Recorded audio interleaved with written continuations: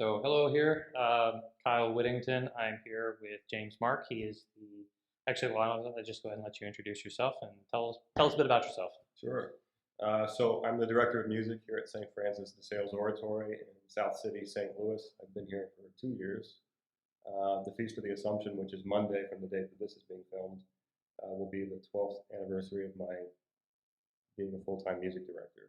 So I started on the Feast of Assumption in August of 2010 in Peoria, Illinois, which is not that far from here, and then worked in Rockford for the Institute for the first time, and then came down here last August. The job here is full-time, so it's the main thing that I do, and it's a diverse program. We've got our adult choirs, our children's choirs, our educational programs, private lessons, a chant class, and then, of course, some punctual and annual events like what we're preparing for now, this music festival that'll happen centered on the Feast of Christ the King.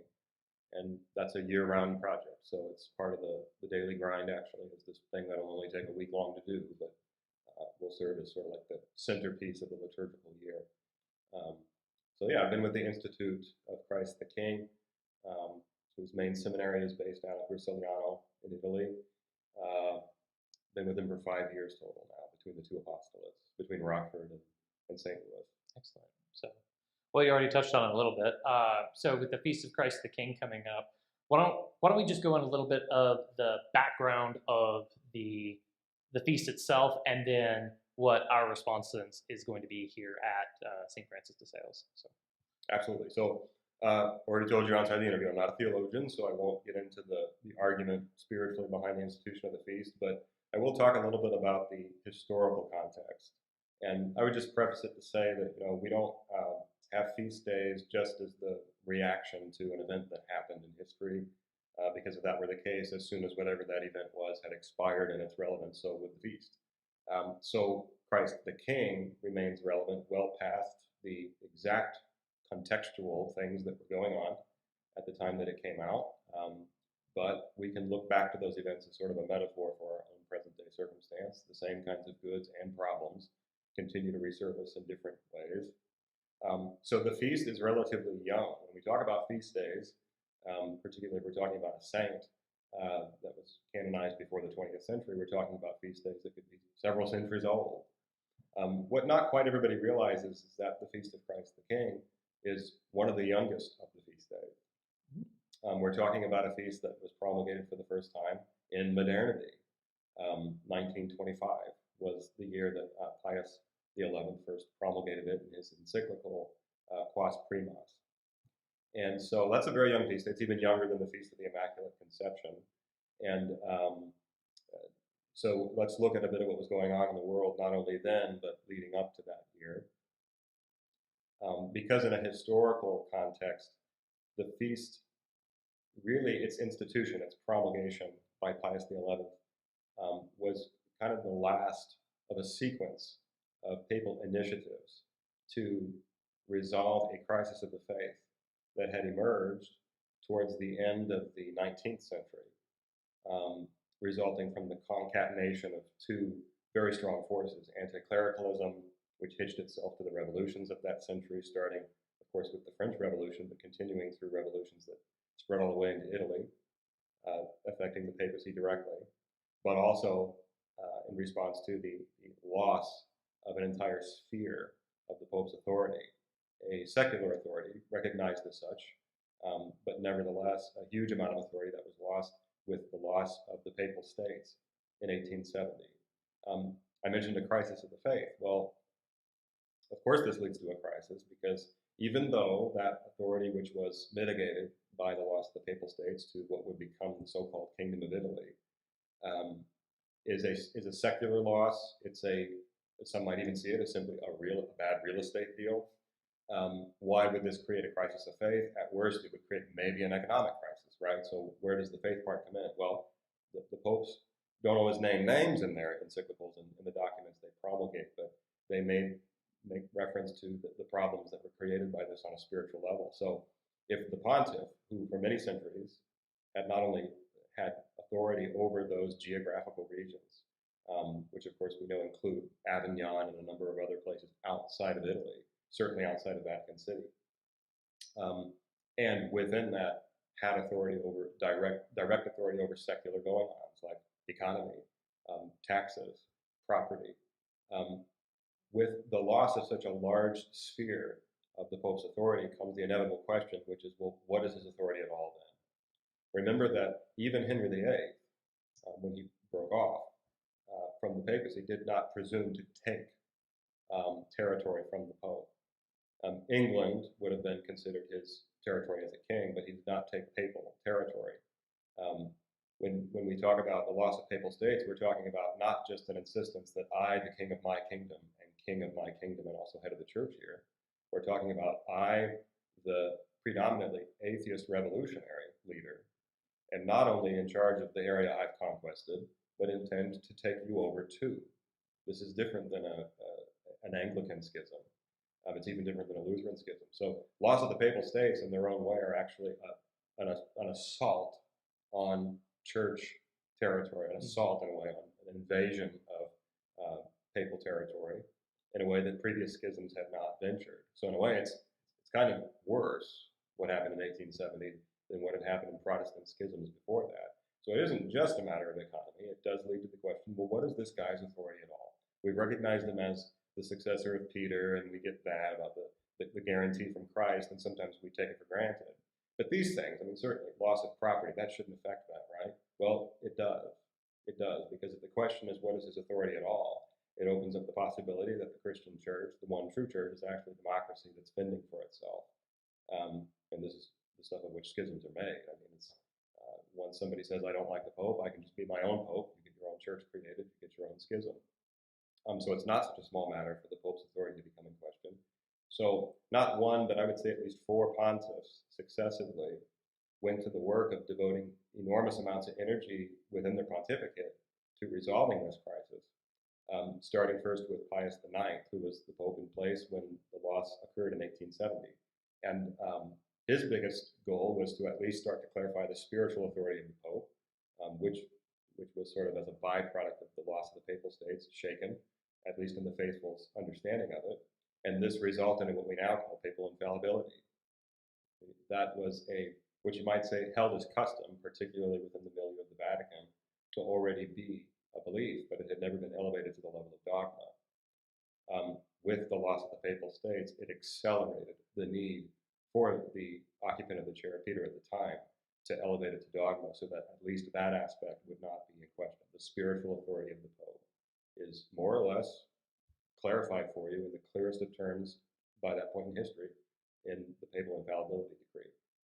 But that wasn't the end. That was just the start of it. It proceeded then with his successor, who I'll quote here, Leo XIII, who spoke at great length about the nature of the authority of the Pope as it is derived directly from Christ, and that the Pope is the vicar, the earthly vicar of Christ. Leo XIII said during his pontificate, quote, his empire includes not only Catholic nations, not only baptized persons who, though of right belonging to the church, have been led astray by error, or have been cut off from her by schism, but also all those who are outside the Christian faith, so that truly the whole of mankind is subject to the power of Jesus Christ. Now, he's not, in this case, resolving any of the economic problems, but he's continuing the work of Pius IX and clarifying the spiritual authority of the Pope as being a direct derivative of the spiritual authority of Christ. In so doing, Leo XIII paves the way for his successor, his successors, which included Pius XI, who would really complete the circle of the activity in his the aforementioned encyclical Quasi Primus, 1925, where he closes the gap on the issue of anti-clericalism, which had really gained steam under the French Revolution, and which by the end of the 19th century was the modus operandi of most secular governments, and identified that as the evil we are facing here at his time, and then proposed as a solution to that, if that's the right word, a sort of unequivocal assertion of the authority of Christ, the kingdom of Christ, so that in lieu of the loss of the great sphere of authority the Pope had just had, there would be no crisis stemming from this loss, because what had been asserted is that, okay, so we lost these material things, but the kingship of Christ, which is where the Pope's authority comes from, is unshaken, and here's what it is. So in this encyclical, he actually specifies what Christ's kingship means to us, and the feast day continues to serve as like a benchmark for our measuring of our relationship to Christ. So just another quote, and this is from Pius XI.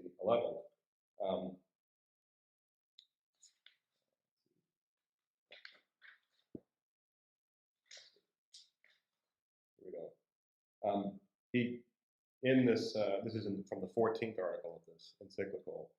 He is restoring to fullness an attribute of Christ, particularly in how we relate to Him, that by that time and even to this day continues to be eroded by an alternative approach to this relationship with Christ. So we're talking about the question, what is our relationship to Christ, if we were to define it, and kind of a popular approach to that, which comes largely from charismatic and evangelical sources, is that the relationship is of one of a friend to a friend, a sister to a brother, a sheep to a shepherd.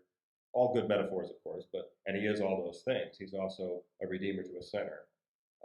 But Pius XI sees in that a sort of finish the thought, and so he does in his encyclical to say that not only is he your redeemer, not only is he your friend, not only is he your brother, your father in faith, your savior, he's also your king and lawgiver. So he says this here: the universal dominion of our Redeemer is elevated to a dogma of faith in that Jesus Christ, or rather, this dogma was given to Jesus Christ, not only to be Redeemer, but also as lawgiver, to whom obedience is due.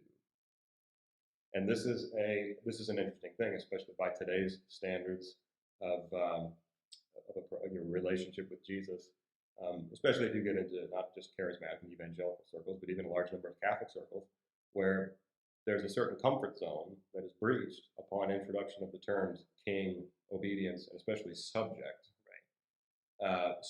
But this is something that Pius XI is actually looking to unequivocally assert. Don't forget, in addition to him to being somebody whose shoulder you can cry on, he's also your king and you owe him your allegiance. It's not a one-way street. He's not your therapist who shows up to console you at the end of the day. He is also somebody to whom you owe allegiance. He'll go farther to say that this demands a role of the faithful in this kingdom, in this relationship. This is from the 24th article of the encyclical, Quas Primas. Again, this is Pius XI talking in 1925. He says, quote, "We firmly hope, however, that the feast of the Kingship of Christ, which in future will be yearly observed, may hasten the return of society to our living Savior.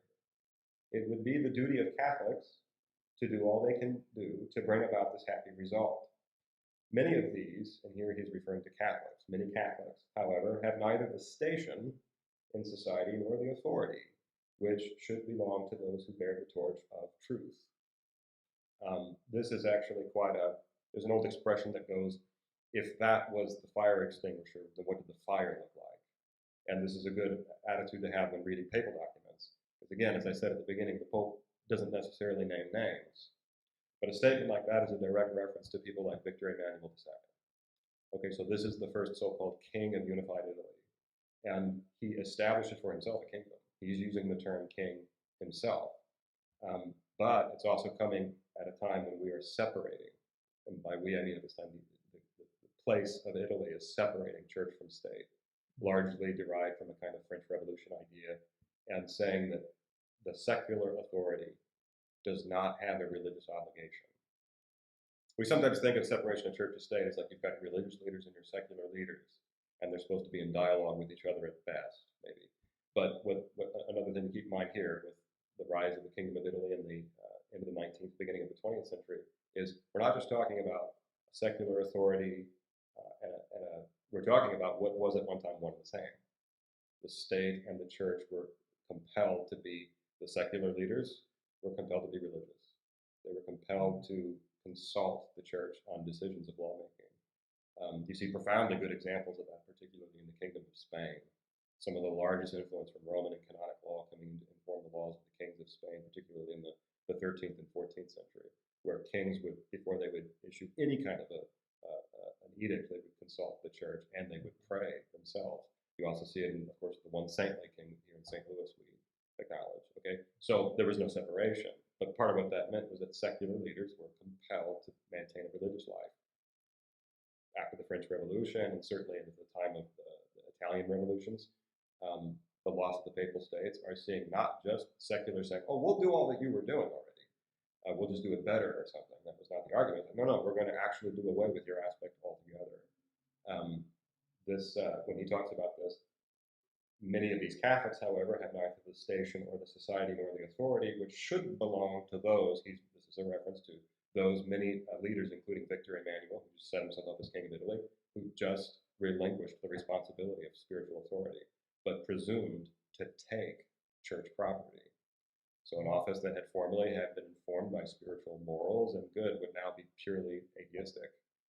So it's not just a call for Catholics to rise up. He's also in the same statement, basically recognizing because a bunch of secular leaders just took over, and they will not have our best interest in mind, they will not have your salvation in mind, and they will not have the kingship of Christ at heart. So just continuing that quote, but he says, if the faithful were generally to understand that it behooves them, not just the Pope, for example, ever to fight courageously under the banner of Christ their King, then, fired with apostolic zeal, they would strive to win over their Lord those hearts that are bitter and estranged from him, and would valiantly defend his rights. A statement like that sort of shows what I mean by Pius XI closing the circle on this crisis. Because part of the way the crisis is abated is by him saying, Christ is in charge, and what that means is that there is no actual earthly territory to this. So even though the Pope just lost half of Europe or whatever, we still have the total dominion of Christ, of which all of you are subjects. And as Leo XIII would have said, even the unbaptized are subjects to that. Right. So the fear that, okay, now everything is going to fall apart because those, quote, in charge have just taken over and those in charge are atheists, is somewhat evaded by the reality that no, every subject of this kingdom is actually called to be a representative of that authority.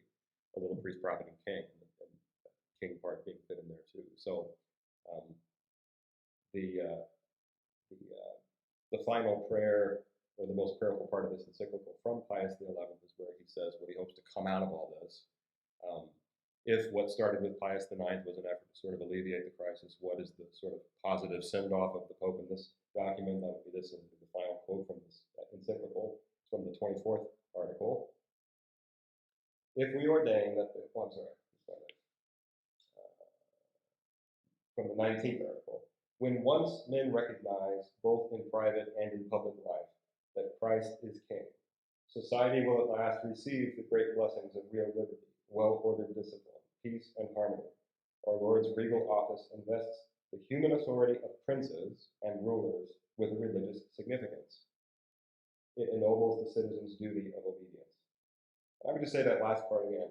Our Lord's regal office, which is what we acknowledge on this feast, this last Sunday of October, this festival that we're getting ready for, when we acknowledge Christ the King, we acknowledge an authority which invests the human authority, this would include both Pope and secular kings, of princes. This compels people like Napoleon or Victor Emmanuel II with a religious significance. So he's actually arguing, and this is maybe an underappreciated line from this encyclical. In 1925, the Pope of the Catholic Church is arguing, no, I don't care what any of you have come up with all your new ideas from these revolutions over the past 150 years. All leaders, including secular, are compelled to religious thought. And you don't have to be a pope, you don't have to be a cleric. Even if you are a lay king or prince, you are still compelled to be devout and to consult the Lord first for your decision-making and your policies. And the church even provides a whole several centuries of examples of what that looks like. So what the Feast of Christ the King, I don't mean to reduce it to just a historical event. It's not bound to that temporality. It extends beyond 1925. But obviously today we still see conflict between church and state. We see entire countries like America that have emerged with an ennobling of the notion of separation of church and state, which forever gives license for all secular leaders to never have to bother to pray or to pursue a religious vocation. In fact, it discourages it. Yeah, it's considered a virtue to ignore your religion. So. Exactly. And then the religious leaders are compartmentalized to little constituencies and their little pockets get smaller and smaller every day. Which this is why we have the feast. It'll be in every age that we live that we find ourselves with this tension between leaders. And so the feast is there to, at the very simplest, remind us, no, the King is Christ. The kingdom is the whole of the cosmos. Every person, both baptized and unbaptized, is subject to that dominion. And one last comment I guess I would make is that it's no mistake that the terminology of monarchical terminology is employed here. We don't say, for example, that we celebrate the feast of the Prime Ministry of Christ or of the Grand Chairman. We are talking about a monarchy. So it's also an absolute authority that does not necessarily seek truth by consensus.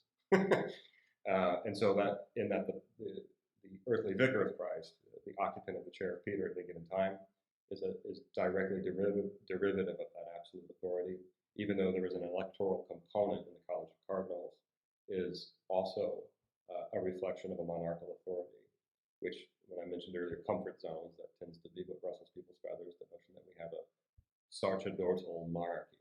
That's the structure of the Roman Catholic Church. We're not a democracy. The faithful get to vote on what the teachings become. And it's important to keep the kingship of Christ at the center of your heart to maintain the humility necessary to preserve that relationship as well. Right. So I guess one of the big takeaways that I got from this is basically that this feast will serve, at least for the faithful, serve as a reminder that there really is no such thing as the religious world and the secular world. It's like, oh, well, that might be fine for your religious world, but here in the real world, we don't play by those rules. This is basically just to firmly assert, almost like to plant a flag and saying, like, no, Christ is King. I don't care where you are. I don't care if you're in the church. I don't care if you're at the grocery store. I don't care if you're standing in front of Congress. Christ is King. So that's something that's very counterintuitive to the modern Western thought, at least. So that's really interesting. Yes, it's sort of the tone of especially Pius XI is that, all right, fine, you'll take our states, but then you need to realize you need to assume and inherit all the same spiritual confidence and exemplify the same sort of spiritual zeal as a pope would. Right. Are you willing to do that? Of course, the answer is no. So it results in like what you just described, a secular state, which basically says, oh no, we don't have to do that anymore. I think there's largely this idea that certainly it's taught in universities and it's a sort of common knowledge, which is not correct, but still common and accessible to everybody, that this church and state separation we now take for granted today, we analyze all of history with it. Mm-hmm. And we say there was always the separation, so we need to look at it that way. What was going on in the secular world? What was going on in the religious world? And it's like, no, the further back you go, the more they're together. And then that analysis starts to fall apart. Right. And you start to put unnecessary or even quite misleading labels on things. Right. For example, even to say that what we were just talking about a moment ago, this feast was established because the loss of secular authority from the Pope. It's really just better and more direct to say that the Pope actually got invaded, that a group of bloodthirsty revolutionaries pillaged the Vatican. That's a more accurate description. Instead of putting it in terms of, well, it was a concession of secular religious authority. Mm-hmm. I know a real invasion occurred, a real pillaging happened, and we're left with the same condition today. Vatican City is this little shadow of itself. Right. Anybody who's been to Rome can tell you it's a great tourist site. Right. But anyway, yeah, it's we both apply the separation and the two worlds, both to our present age, but also looking back. Teachers try to impose that separation on history. Yeah. One of the things that you mentioned on the reminding secular authorities that they still are bound to these principles regardless if they realize it or not. I'm reminded a lot in hockey, for instance, and this is going to be a weird analogy. So high sticking and tripping. You can tell a lot of times a player will trip another player and they didn't intend to do it at all. They still get penalized for it though. And that seems to be kind of one of those, like, hey, whether you realize it or not, these are still the rules. Mm-hmm. And one of these days, you're still going to be held accountable for all this. So I think that's a really healthy reminder for us, especially in this day and age when we think of religion in the Marxist sense and not religion as a virtue, but religion as like a category, or maybe even a subcategory of, you're into religion, well, I'm into sports. We're just into different things. But so I think that's really, really healthy for us to remind us. Now, one of these things that I'm thinking of is that like after we've been going on for 25 minutes here, and it's amazing that this feast isn't just because we really like to see baby Jesus with a crown on his head. It goes way deeper than that. So that brings me into what are we going to do? What's the response to this kingship, and how are we celebrating it here in the Institute of Christ the King at St. Francis de Sales Oratory? So in working for the Institute, I said I've been with the Institute 5 years, and Canon Benjamin Cockshaw, who first hired me and who I still work for today, has illumined to me certain aspects of that particular question that is it's very helpful, because the metaphor that he'll often provide is that of a presidential inauguration. So at a presidential inauguration, there's only, if you don't get to go to one, you can see publicized what goes on, and anybody who's seen that can see the kind of budgets we're talking about for the celebration of simply the bringing in of a new leader in the secular world. And those budgets, who can even name or imagine what that is? What's spent on the security, what's spent on the decorations, what's spent on the ball that comes afterwards. And then this, of course, scales down to things like the internship of new deans at universities and appointments of new professors, and then new CEOs at corporations. There's always going to be a big blowout thing to acknowledge their authority.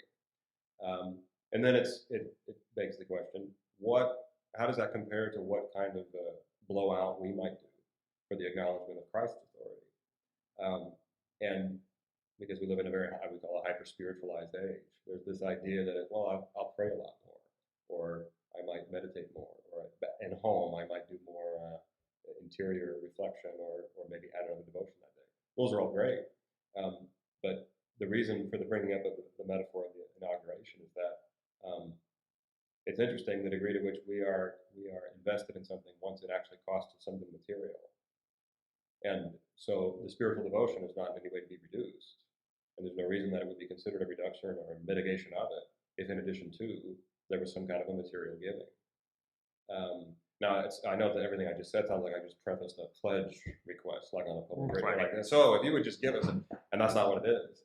I'm a musician, and that's primarily my area of expertise, even for the purpose of this talk. So just from even my own domain, it would be grossly negligent on my part if, when the Feast of Christ the King came around, the amount of effort, planning, and at the end of the day, physical exhaustion that it cost me was anything less than the highest of the feast of the year. So when we look at Triduum, or we look at Easter, or we look at Christmas, that's a good benchmark for when we go all out otherwise, what do we do? Christ the King should fall at the very minimum, no less than that. It should rival it. And so in that is itself a little argument that it should even exceed it a little bit. Now, that may not be a practice that is held outside of the Institute of Christ the King. It is, after all, their titular feast, or the mentality that Christ the King should be an even bigger deal, at least in terms of what you put into it, than, say, the Nativity of Christ. But in this case, the reason that it is, or the reason that we would actually do that, is because they're linked in a way. A little bit back to the historical context, Christ the King was also established to occur primarily, the main point of where it was placed in the calendar, and this holds true even after Paul VI changed it in 1970, to occur within proximity of the start of Advent. In that it was a preparation for the arrival of the King, as you said, a baby Jesus with a crown on it, at the Nativity of Christ. And that becomes a spiritual exercise for our reception of Christ at the end of time, when his kingship will be unequivocally asserted in the whole of cosmos. So there is an argument behind making Christ the King in terms of an endeavor, actually even more than Christmas. Mm-hmm. So in this case, what we will do here at St. Francis de Sales will involve an entire music festival. And in this case, a festival in the sense that we are bringing in singers from outside of just this oratory, outside of just this city, and outside of just this state, to come together. Many of them from places whose resources wouldn't allow them the ability to do similar scale or proportion things where they're coming from. So they take advantage of St. Louis and of the sales to do that. And we offer that as a sort of a gesture of hospitality to our brethren in faith. But as a result, we get a much larger and augmented ensemble of choral forces for that day and for the days which immediately surround it. And so in tandem with that, we also book a fully professional orchestra, which will be concert mastered by Adrian Walker this year, who is, of course, concertmaster of the St. Louis Metropolitan and has played as violinist under Leonard Slatkin for 20 years, and when Leonard Slatkin was still here in St. Louis, and is also an educator and an excellent musician to work with, and a good friend of St. Francis de Sales. And so in those two things together, we will have this choir and this orchestra. And then we, of course, populate those ensembles with repertoire commensurate to what we're doing. So in this case, polyphonic orchestral mass for the Feast of Christ the King, as well as a polyphonic orchestral mass for the Feast of All Souls, which will fall just a few short days after the Feast of Christ the King, and a Renaissance Polyphony Mass for the Feast of All Saints.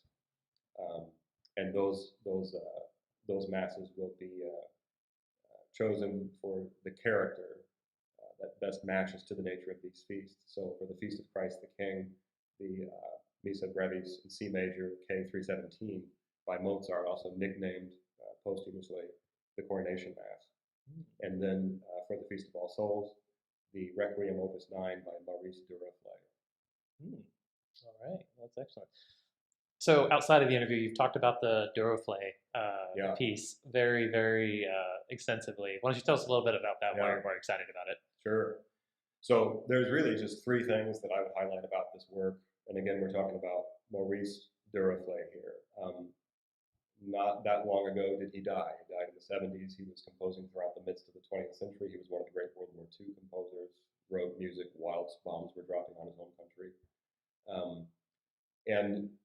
And the work itself is the great requiems that have been composed. If we look at like the most famous, Verdi's Requiem, Mozart Requiem, Fauré Requiem, they all have distinguishing characteristics, and they all got reasons to be appreciated and even featured in liturgy from time to time. I argue that Duruflé's is the paramount one.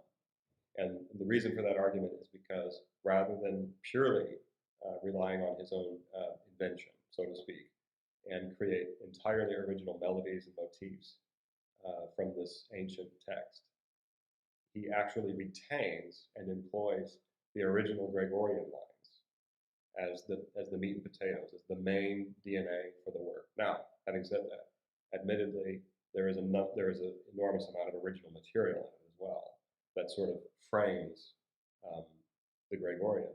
But it does just that. It frames it. It adorns it even further. It doesn't substitute or replace it or try to one-up it. In other words, if you were to ask what will be the thing you walk out singing, okay, when you come to the Requiem Mass on All Souls, you'll walk out singing Mass 18, the Gregorian Mass for the Requiem.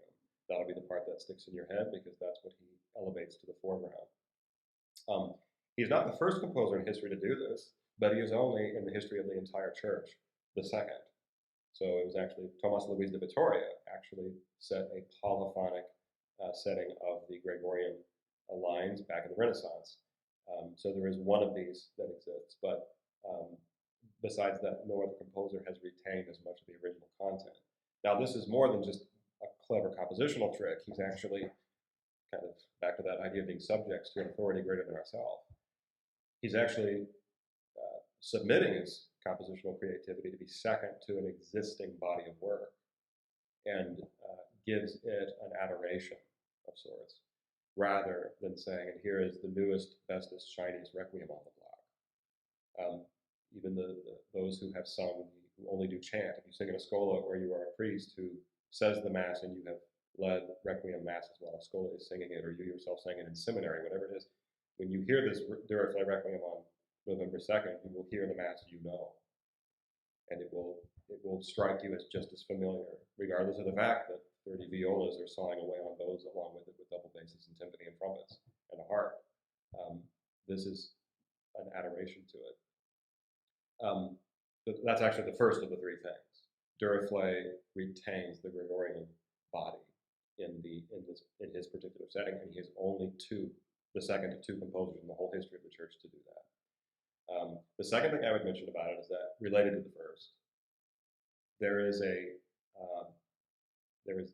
sort of well, here at the Institute, the Gregorian chant that we do is adherent or pursuant to the rhythmic interpretive method of something called Salem Abbey in France, in Sarthe, France, and also known as the Salem method, loosely called. It's not really as much a method as much as a holistic. Salem as like the same congregation of the monks at Clear Creek Abbey? You have to check on that one. Okay. They're I know they descend from the Salem congregation.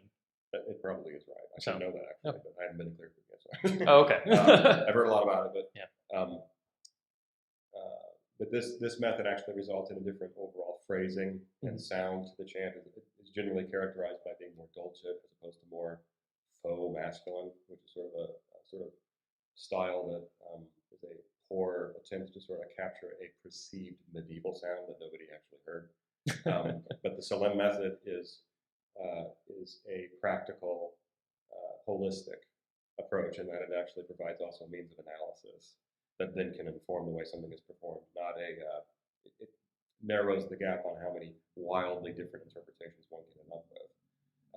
And chant is so minimalistic in the way it's notated that it has a huge margin of error for wildly contrasting and even opposing interpretations. So the Salem method was under Pius X in 1903. For his wildly famous, especially among musicians and liturgists, motu proprio Tralis Legitimity, was elevated to the official, recognized by the Vatican method of the Church. That was the purpose. Partly the purpose of that motu proprio was to say it is the Salem method that one should be using. And if you want to know more about that, we've got instructors all at that time. They were instituting schools of music in Rome and stuff to make sure it would get taught. Admittedly, it's also a very difficult method, and also the people who were promulgating it were not the best teachers in the first generation of it. So there was a delay, to say the least, and it's truly becoming implemented, boots on the ground, especially in the United States. But the Institute doesn't let that be an excuse to not continue to try. So the apostolates of the Institute are all encouraged to pursue knowledge of this method. They're also realistic about the fact that it's going to take time and money actually to invest in the education for it. So it's not overnight that everybody will sound in this consistency, but we certainly strive to achieve it here at the Sales. Well, the reason I mention all that is because one of the characteristics of this method is that the primary one is rhythm. It's a rhythmic idea that informs the Salem method, not just the pitch or even the style of the vocal tone. A lot of vocal interpretation comes down to style like bel canto or something like that. Salem is not interested in that. Salem is actually more interested in the relationship between rhythm and the vitality of the chant when it's delivered.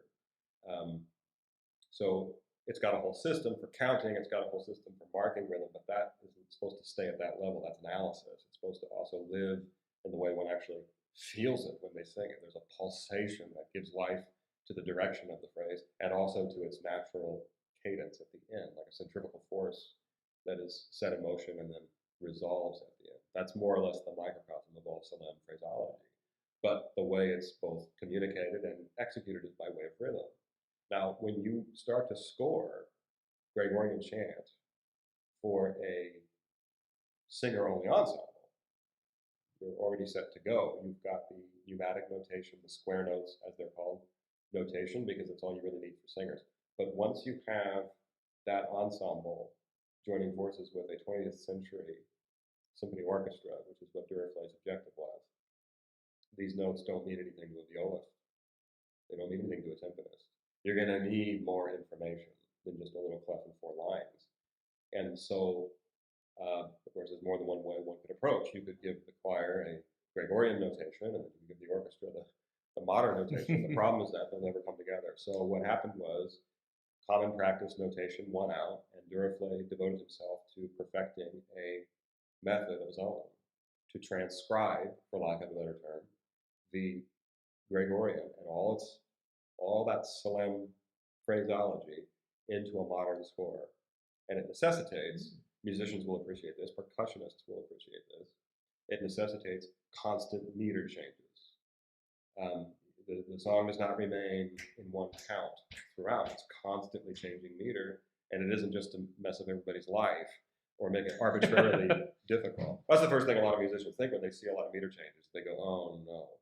They don't even know what the music sounds like yet. They'll see it, and naturally, it's scary to see meter change because you have to actually keep counting all the way through. But that it's not arbitrary. He didn't just impose those arbitrary difficulties or complexities to be like what many of his contemporaries were doing, which were arbitrary difficulty to be novel. The whole 20th century is full of that kind of experimental music, and Duruflé is sometimes very erroneously lumped in with them. Because when somebody looks at this, they go, oh, these meter changes, he's just trying to show off. It's like, no, this is what it takes to keep that rhythmic vitality in place. So he retains the effect of the Salem method in an orchestral setting, which goes way over people's heads. So I share with you now is that at the very least, there's a takeaway from this. That's what's happening on November 2nd. That's what happened in 1947 when Duruflé finished the work, coinciding exactly with its composition with the years of World War II. Wow. So with the meter changes and everything like that, it sounds like he skillfully, masterfully pounded a square peg through a round hole. Yeah, pretty much. Yeah, I would say Duruflé did that. And he did it not just in this work, but also he wrote a setting what's called Missa cum Jubilo. And he did those two works. And if he had lived longer, he probably would have continued to set Gregorian to these kinds of settings. Some folks have done poor imitations of Duruflé. They've tried to keep the idea going, but because when Gregorian more or less fell completely out of practice, right. There was no incentive to work that hard on doing, just like you said, packing that thing through that hole. It's like a lot of work. So the Gregorian needs to be appreciated first before anybody's going to devote that kind of time to it. And then the third thing I would mention is just a little bit about Duruflé and the surroundings he had himself in when he wrote it. The man was the winner of a competition, and that was the whole catalyst for the composition. It was a music composer competition that occurred in France every year for I don't know how many years, and it was a monetary award. And the competition was whoever won. You had to first submit a work, and I actually feel bad that I don't remember which work it was he submitted them. He won, but he won the competition. But then the challenge after that was you must compose a piece of French secular poetry and set it to choral music. So that's how it started. And the cash prize would be awarded by what at the time was called the Vichy government. So this was, of course, the French government, but that was in collaboration with the Nazi government. And if you want a lot of education on that, watch the old film Casablanca. Okay, that's so. Anyway, so he was going to be awarded by this Vichy government. I think it was 1942, 43, something, maybe 41. Anyway, he starts the work, and before its completion, the Vichy government collapses. And Nazi Germany just occupies France.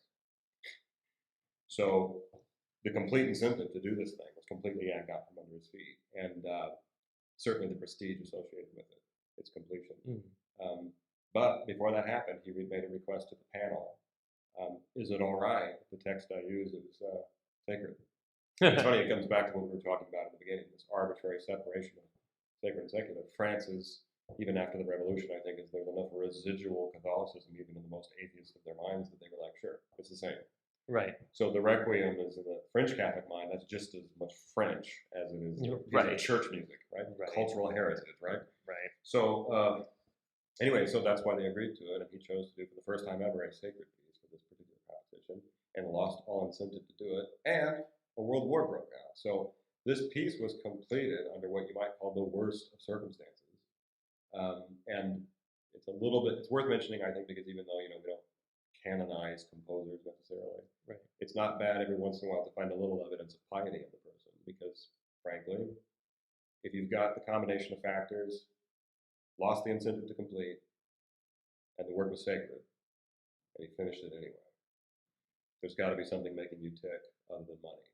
And he not only finished it, but he included the auxiliary movement of the Requiem, which is the in paradisum, not required, so to speak, because the in paradisum technically falls outside the body of what is considered an official Requiem text.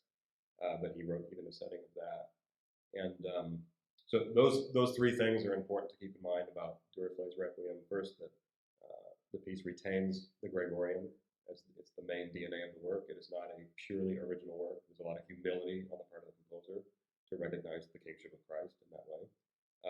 It was composed using an innovative method that would wed the worlds of orchestral forces with Gregorian. That's like basically monk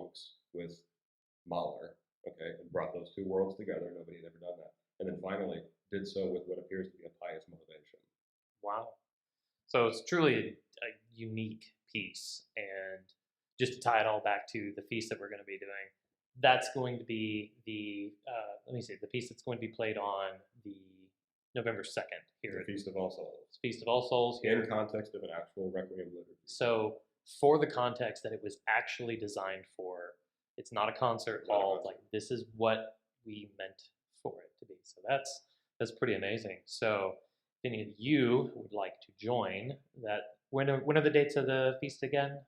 So the festival, I should say. Well, we're going to have a soft open, or a sort of a soft debut, if you will, of the festival on October 23rd, only because that will be the day that we feature a special organ concert on the recently completely installed Wilhelm Opus 123, the mechanical tracker organ that we've got here at the sales. This organ concert will feature Michael Hay, who is the primary organist for the Cathedral of St. Patrick's in New York. Ooh. I actually met Michael Hay in 2017 when he was the organist to accompany in the orchestra on the Isaac Stern Auditorium stage in Carnegie Hall for the performance of the Duruflé Requiem. So it's kind of an interesting concatenation of events that he would return during this for this time. But anyway, there's a few days of nothing festival going on after that. It's just that I mentioned that as sort of if you're interested, October 23rd is a organ concert at 2 o'clock p.m. Then the full-blown festival will be in full swing Wednesday, October 26th. That'll be our first rehearsal. And then it will continue Wednesday, Thursday, Friday, Saturday, Sunday, all the way through Wednesday of the following week. So it's a full week long, October 26th through November 2nd, and concludes with the Feast of All Souls. But it includes within it the Feast of Christ the King with Mozart's Coronation Mass and orchestra on Sunday, October 30th. The Feast of All Saints we didn't talk much about this Mass, but Palestrina's Missa Sanctorum Meritis, which means for the merit of all the saints, on Monday, November 1st, or I'm sorry, Tuesday, November 1st, and then November 2nd, the Duruflé Requiem. Okay, excellent. So let's see here. All right. So if anybody wants to find out more information about this, where do they need to go? Probably, I don't know if you'll put it in this, but like the website is easy to remember because we're calling it Christ the King Music Festival. So the website is ChristTheKingMusicFestival.com. All right, and that will be down in the description, as long as I can remember. Yeah, there's no hyphens and there's no anything. It's long, but it's easy to remember because that's the name of the event. Christ the King Music Festival. Okay, excellent. Well, is there anything else that you'd like to add before we close out? Maybe just one last quick thing about the Requiem. Okay. One more thing. This is actually a little spiritual. Ooh. That's my least area of expertise. So that's why I said it for the end and say the least. When a person writes a piece of music, anybody, whether they presume to be a composer or not, and it's going to be sacred, the first step in that process is to consider which category of prayer you are about to set. So this is a practice that goes all the way back to writing Gregorian chants. The notion wasn't that a composer would just come up with whatever notes flow out of his pen. There was a number of, or really one central governing factor, and that was the spiritual affect, or the perceived affect of the text of the prayer itself. By affect, I mean more or less an agreed upon sort of scaled emotion, but not a personal subjective emotion, but what is interpreted to be what you might call a liturgical emotion. Let's just say that's what an affect is. So it may not be what you personally feel when you pray that prayer, but it serves as sort of a common ground for the worship, for the faithful, when it is sung, either in a Mass or the Vespers or any kind of a sacred office. So the categories of prayer aren't that many. I mean, they more or less boil down to petition, penance, jubilation, thanksgiving. If I've forgotten any, I'm sure some people know. But these are the leading ones when it comes to music, because it's hard to capture any affect beyond those musically. So when you talk about jubilation, we're talking about a prayer which, by virtue of its text, is essentially total jubilation of God. An example of this would be the Gloria in Mass. We do say, grant us peace in that, but we don't dwell too long on mercy. I mean, that's what the Kyrie is. Right. So there's a contrast in liturgical affects. You know, something penitential like the Kyrie, or Psalm 50, the Miserere Mei. It's full of all kinds of mercy talk and penance and asking for mercy, or recognizing one's iniquities, as opposed to in a Sanctus, where it's blessed is he who comes in the name of the Lord. So these types of texts have either tendency towards jubilation, or to thanksgiving, or to penance, or to petition. we're just asking for something. Lord, grant that. Grant we beseech thee, O Lord, or something like that. Where the thing that we're asking for may or may not be just mercy. It could be rain. We have a mass to beg for rain. We have a mass to beg for peace. The object being petitioned for is a variable, but the affect in that particular case is that of petition. So it begs the question, what if there is a overarching affect to the Requiem is the affect? Now, one could easily argue with good evidence that it's a predominantly penitential text or affect. For example, the priests wear dark vestments, maybe not purple, but close to that, black, and so there's this somber association. Somebody has just died, or we are praying for somebody who has died, or a collective set of souls that have died. And so death is a factor, right? So these are dark concepts, right? But if you actually look through the whole of the text to establish any kind of motivic frequency, it's not so much penance that wins out as much as petition. The thing that is occurring more than any other in these prayers is the pleading for something. And it's either light, eternal, rest, or mercy. But light and rest show up more than the pleading for mercy. The reality is that that's the affect of the Requiem at the end of the day. It is petitional. So the next question is, what is the emotion of petition? It's a little easier to think, what's the emotion of loss or grief? Grief, right? Sadness. What is the emotion of jubilation? Happiness, or celebration, festivity, something like that. And a composer of music will have all kinds of tools at his disposal, existing idioms in whatever culture he's in, to be the symbolic representation of those things. On Sunday, the 30th, when we do Feast of Christ the King, this is a recognition of the regality of Christ. We have a mass that Mozart wrote expressly, packed with idioms that sound like that, literally, da-da-da-da music. That's not an accident. So what is the affect of petition? Well, this is another reason I point back to Duruflé as being such a genius. How does he capture it, right?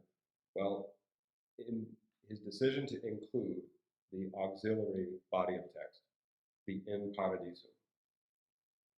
Again, as mentioned earlier, this is not required. A Requiem text ends technically like any Mass proper with the communion antiphon. But he goes beyond that, includes the chant that was written for the relocation of the procession of the bereaved from the place of funeral to the place of interment.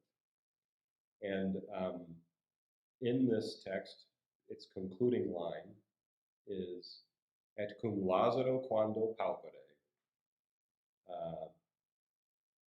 and with Lazarus, once a beggar or once poor, may you find eternal rest.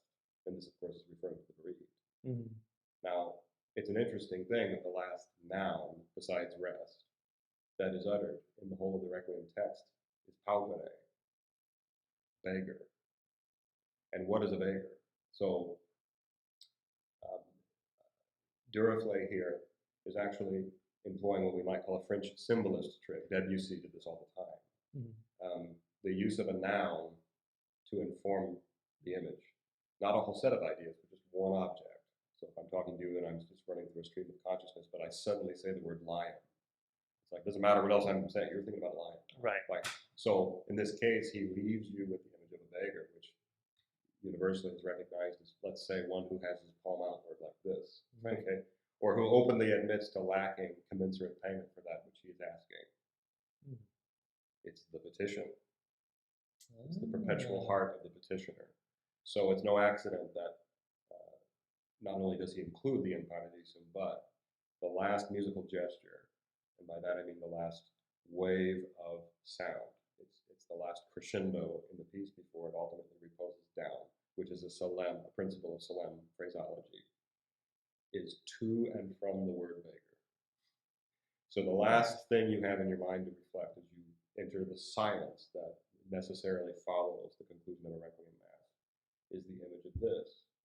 Not, well, thank God he's in heaven, or no, he went to hell, I knew the guy. There's no presumption. Right. It's total petition. It ends with a question mark. But it's not messing with your senses. It's natural. It's good. And I think it's one of the most difficult things to capture in music. And he did it. So another thing to look forward to if you come to to experience that, to be transcended to a place of petition. The sort of, you leave the decision in the hands of God and you presume no other outcome. Wow, that's amazing. So, do you mind if I throw one little curveball at Absolutely. you? Okay. Sure. This kind of has nothing to do with what we've spoken of, but why does English chant sound so clunky? Do you mean chanting in English Yes. or chanting from the country of England? Well, okay, chanting in English. Because I'll be honest with you, why I think it sounds so funky. Most of the people who do it are Midwestern Americans. There's a lot to be said of that. English is not inherently a nasty language. That's why I asked if what you referred to, because if you haven't yet, you might just go and listen to some. I'm not recommending you do it. I'm just saying there is a big difference between listening to an Anglican choir chant, Gregorian chant, in the Queen's English. It's not just that they're using a different syntax. All the vowels are shaped differently, and there is a greater openness to it, a greater brilliance to it. Midwestern accents are, and the reason that it's predominantly Midwestern Americans doing it is because that's where, by and large, it's the largest constituency of traditional Catholics, is in the center part of the country. So the people with the largest, you say, incentive to do chant, even if badly, are here. So better or for worse, this is where it's happening. It's between basically the top of Wisconsin and the bottom of Texas. Okay. So think about those accents for just a second. Ooh, just about anything you do in that is going to sound clunky, not just sing chant. You ask a girl on a date in that accent, it's going to sound clunky. A French American guy asks a girl on a date, right? So it's maybe a little aesthetic thing, maybe a little superficial of an answer, but I increasingly am convinced that a lot of it has to do with just the way the Midwestern accent is disposed to the delivery of English. Again, that's not an advocacy for just let's all sing like Brits. Yes, but if you want to sing better, develop a British accent. But I can even show you right now. It's like Rorate Cheli. It's the introit that comes from the fourth Sunday of Advent. Latin, it's all this right? And you put that in English, you get the translation. Rain down. So it's all that's going on there is naturally ugly, even if I didn't apply to music yet. It's just rain down. It's not a. So it's a lot of it comes back to just the aesthetic character of the dialect. Okay, all right, well, cool. Well, once again, thank you for your time. I will have that link down in the description, and I keep looking at my computer instead of the camera. So yeah, we'll do that, and hope to see you all there. So thank you. Thank you. Yeah.